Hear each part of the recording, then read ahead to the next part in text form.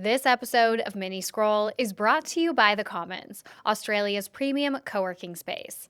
The Commons is truly a main character in the Centennial World cinematic universe, as the Chippendale location in Sydney has been our home for over 5 years, and it's where we record this podcast every single day.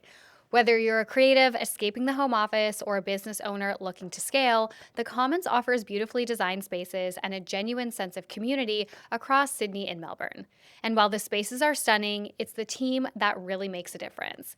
Their support for growing businesses has enabled Centennial World's success and sometimes survival over the years. If you're looking for a co-working space that feels considered, is community-led, and actually backs the people working there, head to thecommons.com.au. Hi, everyone. Welcome to Mini Scroll, the daily internet culture podcast bringing you the biggest stories from social media, the creator economy, and the digital space every Monday through Thursday and sometimes Fridays. I'm your host, Lauren Meisner, the founder of the Australian youth digital media brand, Centennial World.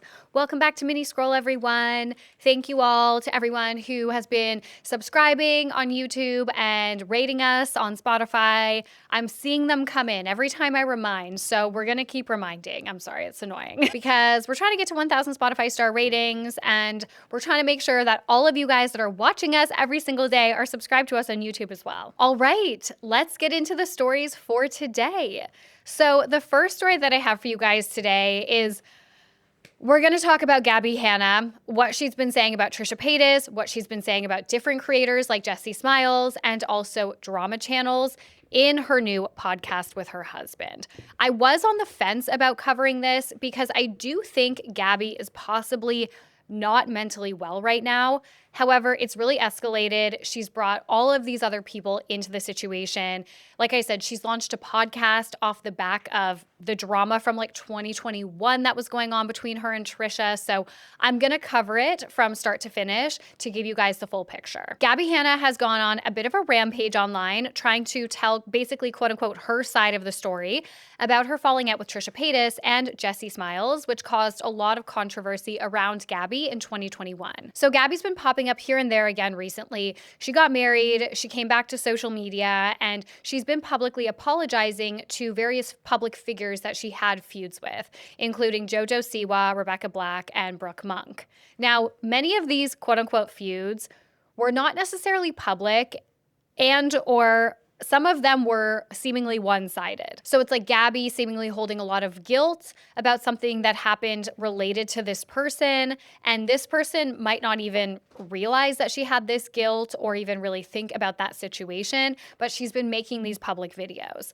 And a lot of people are like, Gabbie, if you actually wanted to apologize to these people, you would just do it privately. Like, doing it publicly and saying that this is the only way you can get in front of them is just not true. You are a verified creator. You are a famous creator. You can definitely get in touch with these people. You can slide into their DMs, and because you have a verified account, you will definitely show up in the general inbox or whatever. So they're more likely to see it. Like, there are ways to get in touch with these people because of Gabbie's public profile. So already people were like, okay, this is attention-seeking behavior. And now things have really escalated because Gabbie has made several pieces of content across multiple platforms accusing Trisha Paytas of ruining her life. So I did see that this started because Trisha recently allegedly left a comment on Gabbie's TikTok, which then triggered Gabbie and set off this chain reaction of her making all of this content about Trisha, but I cannot confirm or deny if that comment is true, if that's like what happened, if that's what sparked everything, because I couldn't find that comment. But that is apparently how this started. Regardless, 2 days ago, Gabbie posted an uncut version of her sit-down podcast with Trisha Paytas from 2021. So back in 2021, some of you may remember that Gabbie and Trisha sat down for this podcast episode together to hash out their drama. The main reason why they had issues, there were like many reasons, but the main kind of major one was back in the day when Trisha started dating Jason Nash, Gabbie reportedly warned Jason that Trisha had herpes. However, Gabbie then made that public. So she took to the internet at the time and she made a video asking her audience, if you knew that a friend was sleeping with someone who had an STI, basically like, would you tell them? And even though she didn't name Jason or Trisha, the internet did its thing and figured out through context clues who she was talking about. After all of this, Trisha and Gabbie did a podcast episode together. Gabbie posted it to her channel where Trisha denied ever being friends with Gabbie, and In that podcast episode, Gabbie made it clear that really hurt her feelings because she felt they had been close at one point. She was sharing voice memos, she was sharing text messages to prove that her and Trisha had been friends and that Trisha was like, quote unquote, lying about this lack of friendship between them. After the interview, Trisha got a lot of backlash for quote unquote gaslighting Gabbie about their friendship.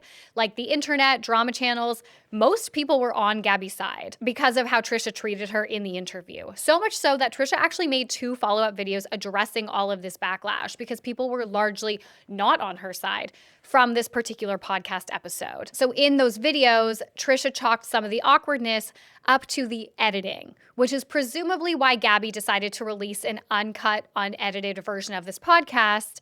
However, it is 5 years later. So here are some snippets of text that Gabbie inserted ahead of the uncut podcast episode. So these appeared on screen before the episode started. She wrote, "It became clear to me pretty quickly that Trisha took my invite, as in on the podcast, as me wanting to team up against Shane, David, and the Vlog Squad." Because remember, 2021 was when Trisha was having a major falling out with Shane, and this was also when she was starting to expose the Vlog Squad. And that's when all of the Vlog Squad exposés started. "I repeatedly told her I didn't want to get into the drama on the podcast, so we spent about an hour beforehand talking about everything privately. Once we started rolling, I didn't know how to navigate the conversation because we were there with very different motives and intentions. I already tend to be long-winded and repeat myself a lot, but this podcast is next level. 1, I got blackout drunk. I never drink, but certain situations call for it. 2, I was incredibly nervous and honestly scared. 3, I was confused and disoriented because I was being gaslighted and lied to for hours by the woman who has relentlessly harassed me privately and publicly for years. 4, my ADHD was unmedicated. 5, she was stonewalling." Shortly after the podcast went live, within hours, she posted 2 videos doubling down and furthering her lies. "She since has been unable to control herself from inserting herself into my life and publicly berating me every chance she gets. Every time the internet is mad at her, she finds a way to deflect the attention onto me, her chosen permanent scapegoat." First of all, people had big issues with this because there's so many examples on Just Trish, like Trisha's podcast, where Gabbie Hanna is brought up. Oscar brings her up, or Moses brings her up, or whatever, and Trisha is very neutral about Gabbie, okay? And this is not me defending Trisha, but in general, this is not rooted in reality, what Gabbie is saying. Trisha is not bringing Gabbie Hanna up. So right after Gabbie posted this, she then launched a new podcast with her husband called An Actually Good Podcast. And the first episode is called Why Trisha Paytas Tried to Ruin My Life, where they talk for over an hour about Gabbie's experience with Trisha back in 2021 and how she feels like since then she has basically gone on this smear campaign against Gabbie to ruin her life. She makes huge claims in this podcast. Like I said, she says Trisha started this smear campaign against her that has impacted her ability to get work. She said that Trisha, Jessie Smiles, and drama channels that were covering this whole situation in 2021 at the time, they psychologically abused her. Narrative that's been created, and that's the purpose of this video, is addressing the root of why is this thing. It's just, for some reason, we all know that Gabbie Hanna is psychotic. We all witnessed something which was a result of this, right? And it's okay, where did this start? And all I want is peace and love. But I also want truth. And the truth is, this all started with Trisha Paytas. And for a very brief summary of the Jessie Smiles situation, I don't want to get into it in too much detail because I know it's very upsetting for Jessie. It's a very sensitive topic. But Jessie and Gabbie were friends from the Vine days. They had a big falling out after Gabbie allegedly remained friends with a man who had sexually assaulted Jessie. They had a back and forth online after Gabbie leaked a 3-hour phone call with Jessie about the situation back in 2020, which didn't make her look good, okay? The internet was like, why would you release this? And then in 2021, the same year as all of this Trisha stuff, Jessie released a video titled Gabbie Hanna Will Never Stop, where she accused Gabbie of lying about and manipulating the situation. Now, throughout this new podcast episode, Gabbie's husband interestingly says many times that Trisha has not said anything negative about Gabbie in recent years, but Gabbie is just not letting this go. Verifiably say that Trisha said anything negative against you.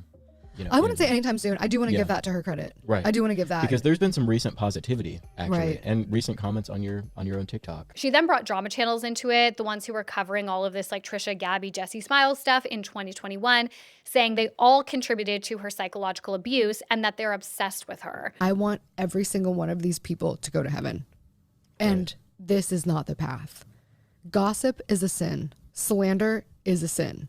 Right. This type of behavior, this obsession over money, luxury, idolatry, vanity, wanting to be like the cool kid, wanting to break the story, wanting to have all the hot goss, like this is sinful behavior. And also some of the things she's claiming that these creators, these drama channels and commentary creators said during that time are also just untrue. For example, she accused Spillsesh of going against her when, if you watch Christie's 2021 videos about the situation, she's actually on Gabbie's side, not Trisha's side. Anyway, that's a very high level recap of what's been happening.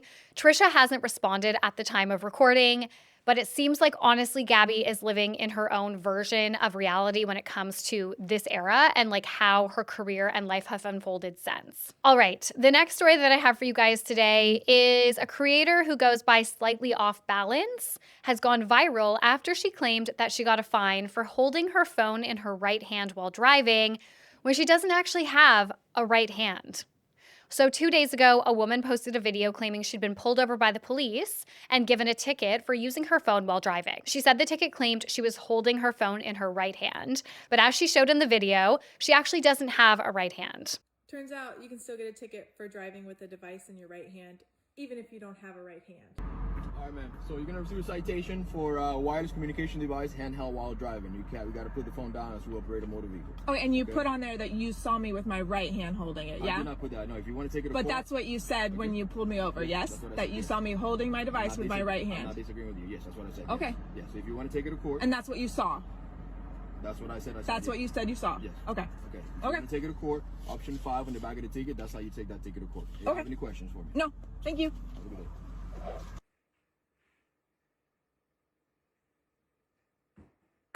This went so viral. Internet users started calling it Nubgate, which I do want to flag. I actually don't know if she's comfortable with that. So if you see people using it, maybe don't participate.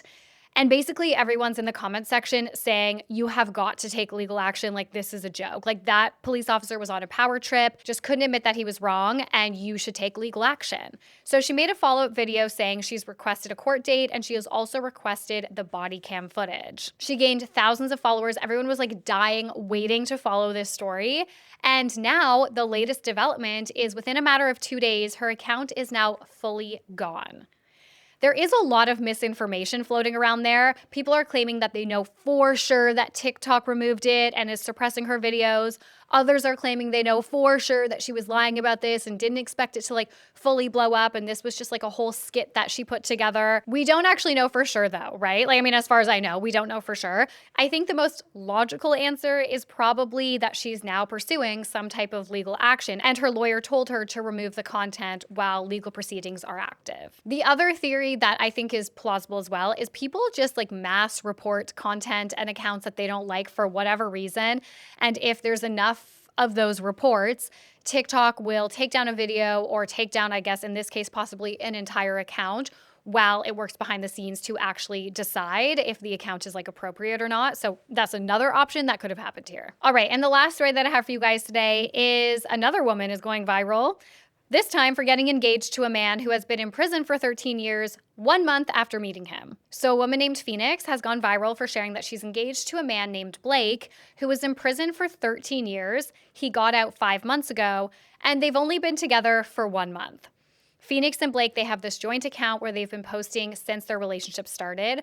However, it was her Valentine's Day video where she announced that they got engaged that went viral and basically spread their story across the internet. For context, Blaec was apparently convicted of planning an armed assault. I just got engaged to a man that just spent 13 years in prison, and he's been out for 5 months. So this is his first Valentine's Day since he was 19.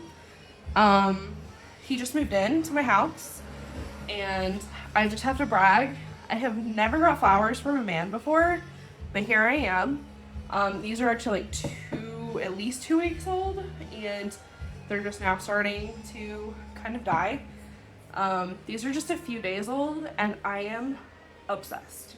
I have never had flowers before. He does very well, so had to brag on that. So after going super viral for basically all the wrong reasons.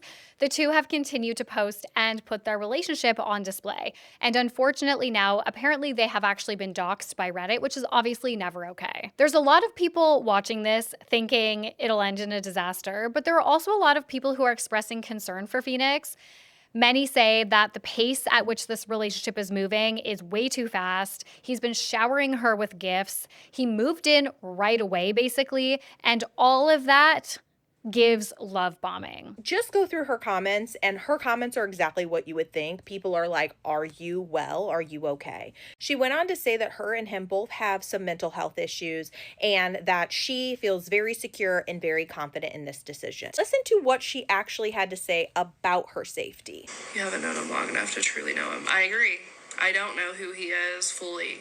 I'm aware. Could this end badly? Absolutely. All right, guys. Well, that's it for Mini Scroll today. Thank you so much for listening. I love you guys. Please remember to rate, review, and subscribe. Please Spotify star rate us. Subscribe to us on YouTube and our newsletter and our Patreon if you want more personal content. I love you guys. And Annabelle will talk to you guys tomorrow for Mini Tech, and then I will talk to you on Thursday for a regular Mini Scroll. Bye. Centennial World Podcast Network operates on Gadigal land. We would like to acknowledge the Gadigal of the Eora Nation, the traditional custodians of this land, and pay our respects to elders both past and present.